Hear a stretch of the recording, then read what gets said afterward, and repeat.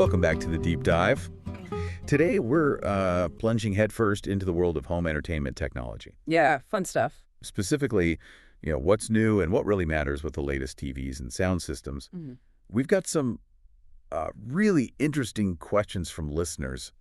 Questions that kind of cut straight to the core of what people are grappling with. Yeah. Value, performance. Right. And even, have we hit the limit of what our eyes and ears can actually perceive? It's a great topic, yeah, because the sources you shared, they really give a brilliant snapshot of what consumers are dealing with right now. Like you said, trying to pick between models that look similar on paper or figuring out how to get that premium tech without, breaking the bank. Totally. And that big question, have we maxed out? It's fascinating. Exactly. So our mission for this deep dive is to unpack these questions. We want to pull out the key insights. Right. And help you, our listener, navigate this, exciting but sometimes overwhelming landscape of high-tech displays and audio. Yeah, cut through the noise a bit. We'll look at some concrete examples from the sources, then maybe zoom out a bit, look at the bigger picture of where innovation is heading. Sounds good. It's all about that balance, isn't it?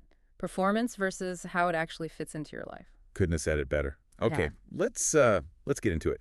So our first deep dive, this comes from a listener trying to make, a classic choice, deciding between two pretty large TVs. Okay. You've got the 85-inch Panasonic W95A and the 86-inch LG QNED 80T. And here's a kicker. They're at the same price point. Wow, okay. Yeah, that's a tough one. Big screens, same price. How do you choose? That's the dilemma, right? On paper, the specs might seem really close to some folks. What's fascinating here, though, is that the source material isn't wishy-washy at all. It strongly points to the Panasonic W95A. Really? That clear cut? Yeah, unequivocally the superior choice, it says, especially because it's seen a really significant discount recently. Ah, okay. So timing matters. Hugely. This wasn't just some average TV. It was apparently one of the best mini-LED TVs of 2024. So getting it at its current price, that's a remarkable deal. So it's like getting last year's high-end model for potentially mid-range money now. Exactly. A prime example of smart shopping carrying that value as new models roll out. Okay, let's dig into the why, though. The technology difference. You mentioned Mini-L for the Panasonic W95A. Right. And that's a huge leap, a really substantial upgrade compared to the LG QNE80T, which uses more conventional edge-lit backlighting. And for the listener, what does that actually mean, Mini-L versus edge-lit? Well, Mini-L basically uses thousands of tiny LEDs behind the screen, grouped into zones that can be controlled really precisely. Okay. So you get much, much better contrast. Think deeper blacks because zones can dim right down, and brighter highlights because other zones can push brightness without affecting the dark areas. Right, less of that glow or halo effect you sometimes see. Exactly. Precise local dimming. An edge-lit TV just has lights around the border, so it can't control the light nearly as well across the whole screen.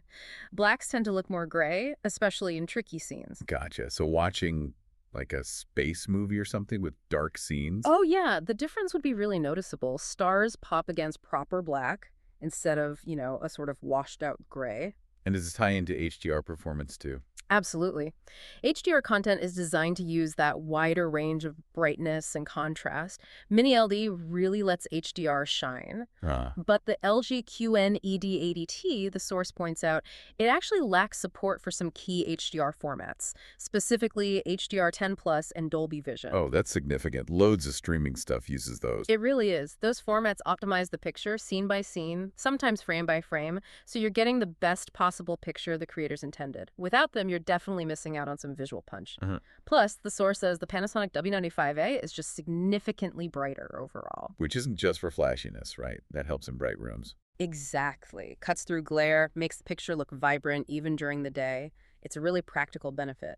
So boiling it all down then, for someone looking at this size, this price, the Panasonic W95A sounds like the clear winner. According to the source, yeah, pretty tough to beat, even comparing it to newer 2024 models. Like what? Well, Sony's Bravia 7 is mentioned as excellent, but it currently costs a bit more than this discounted Panasonic. Okay. And similar mini LEDs from brands like Hisense or PCL, also priced higher right now. So that Panasonic W95A is really hitting a sweet spot. Premium tech at a value price. That's the takeaway, yeah. Superior backlight, better HDR, more brightness, all for less money than much of the current competition in that size class. Perfect illustration of how keeping an eye on slightly older flagship models can pay off. Definitely. Smart consumer move. Okay, let's shift gears a bit. Moving away from that specific value comparison, let's tackle another common quest.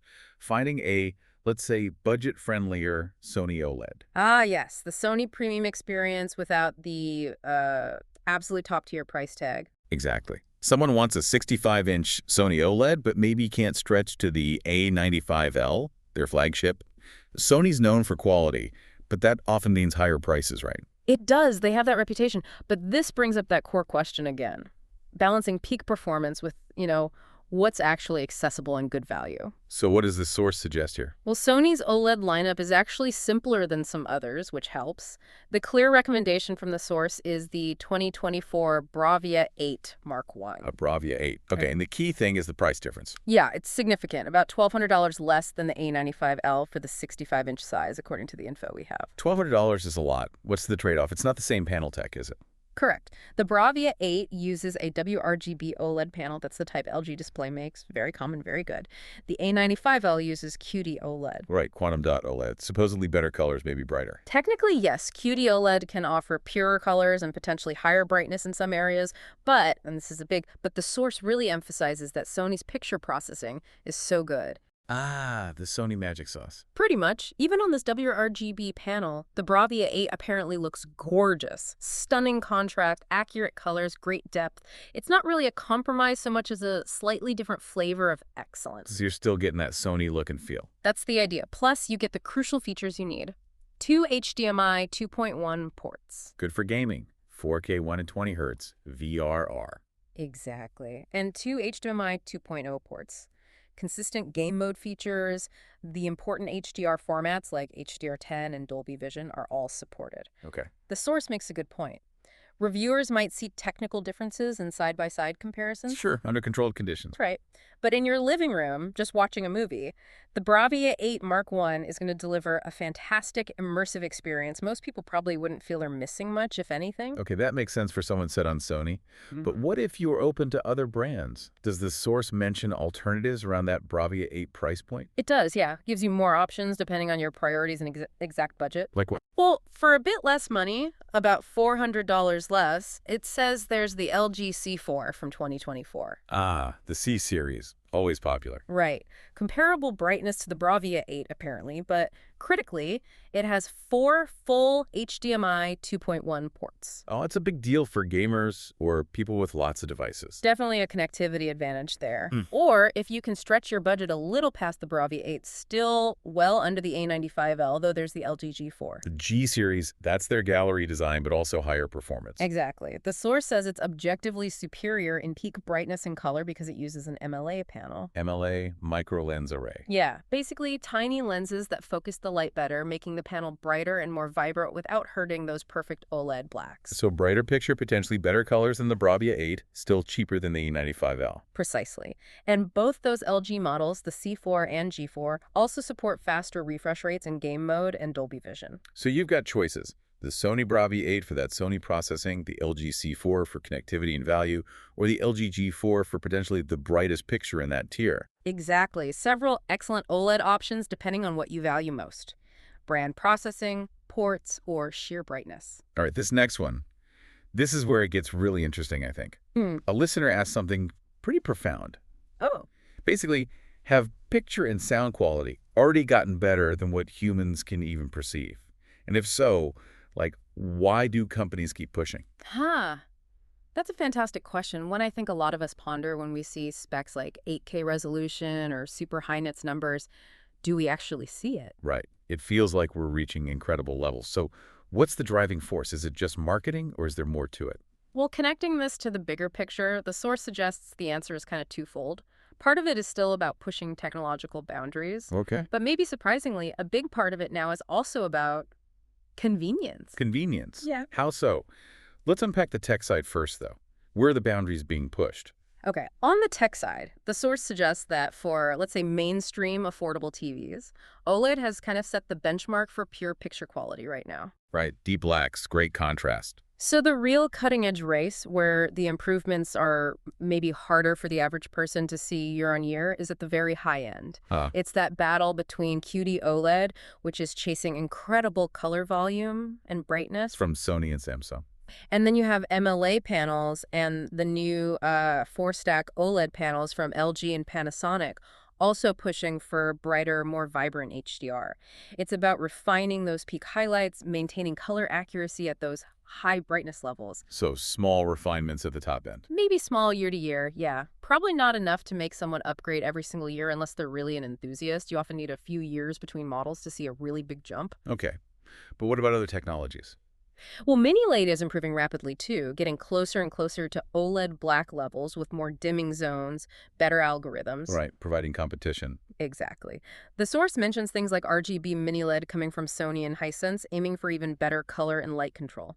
And because top-tier OLEDs are still expensive, Yeah, not for everyone's budget. this strong mini LED competition is actually really good for consumers. It drives innovation across the board, making even mid-range TVs better and better. So the chase continues, partly because there's still room to refine, but also to bring high quality down to more affordable levels. Okay, so the tech race continues, even if the gains seem smaller at the very top. But you mentioned convenience. How does that fit in? It feels less obvious. It does, but think about it. How can this amazing quality be made easier to live with, less intrusive? Ah, okay. Like dealing with cables and setup. Exactly. Yeah. The source gives some great examples. Samsung's One Connect box. Right, comes with their high-end TVs and the Yeah. frame. All the inputs go into a separate box, not the TV. Yeah. Makes mounting cleaner, easier to manage cables. And they even have a wireless version for the Frame Pro now, apparently. Sends the signal wirelessly. What? Okay. And LG has something similar with their top-end OLED M series, the Zero Connect box. Again, wirelessly sends the picture signal to the screen. So you could have the screen on the wall and all your devices, console, Blu-ray player, whatever, tucked away in a cabinet across the room. Precisely. It cleans up the whole setup significantly. It's about making the tech less visually dominant. And this isn't just about picture, is it? What about audio? Good point. The source touches on that too. Not everyone wants or has space for a big soundbar or multiple surround speakers. Yeah, true. Living rooms aren't always dedicated theaters. So you get innovations like the Sony Bravia Theater Quad mentioned in the source. It's these 4 slim speakers. The aesthetic might be unique, Bit different, yeah. but functionally it delivers high-quality surround sound without needing a traditional soundbar placement or speaker stands everywhere. It's flexible for different room layouts. So it's about getting that immersive sound with less physical clutter. Exactly. It's simplifying high-quality experiences. So to kind of circle back to that listener's question, even if our eyes and ears are maybe nearing their perceptual limits with raw quality, the innovation isn't stopping.